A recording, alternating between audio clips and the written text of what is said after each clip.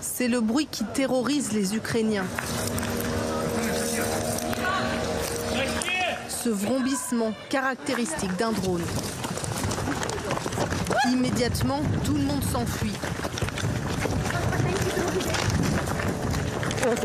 20 secondes plus tard, l'engin atteint sa cible, cet immeuble résidentiel de Kramatorsk.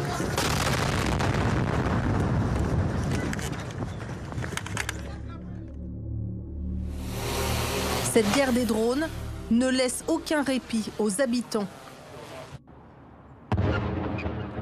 sur qui les attaques ciblées sont pourtant interdites par le droit humanitaire international. Ce jour-là, dans les rues de Kherson, ils sont très peu nombreux à prendre le risque de s'exposer à cette menace venue du ciel. Sur ces vidéos filmées par des drones et diffusées sur les réseaux sociaux russes, on voit les habitants terrorisés. Ce jeune homme qui lève les bras résignés, cet homme qui se signe en attendant le pire avant que finalement le drone s'éloigne. D'autres n'ont pas cette chance. Pour l'administration de la ville, il ne fait aucun doute que les civils sont délibérément visés pour s'entraîner. On peut parler de chasse aux civils. Les Russes envoient des soldats novices, des unités de drones dans la région de Kherson, pour qu'ils s'entraînent sur des citoyens. C'est comme un safari humain. Il n'existe pas de solution miracle pour protéger entièrement la ville, car les Russes perfectionnent leur technologie. Il n'y a pas de brouilleur capable de protéger tout le ciel. Les brouilleurs. Ils sont en effet le seul moyen de créer comme une bulle de protection. En voici un que cet ingénieur installe sur le toit de la voiture de cette équipe de télévision danoise. Nous avons maintenant installé ce brouilleur de drone. Quand j'appuie sur ce bouton, les antennes sur le toit commencent à brouiller les fréquences.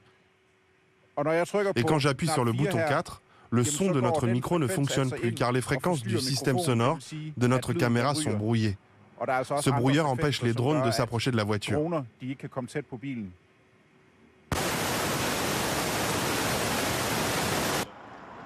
Les brouilleurs sont l'ennemi juré du drone.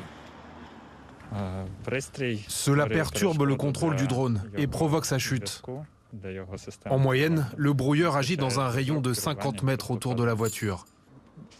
Il y a eu des cas où des drones sont tombés à seulement 15-20 mètres de la voiture.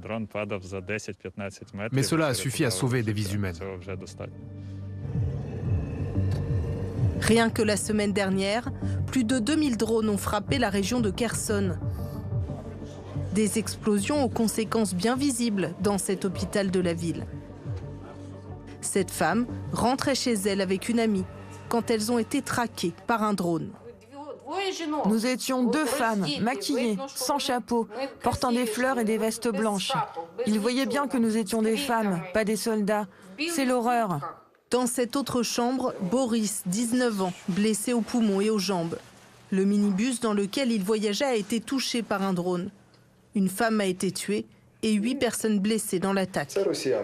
Ils sont russes. Qu'est-ce que je peux dire? Ce sont des animaux. Je n'ai rien d'autre à dire. Cette guerre des drones ne cesse de prendre de l'ampleur depuis le mois d'août, déplore le directeur de l'hôpital. Nous recevons 90 à 100 patients blessés par les attaques de drones chaque mois.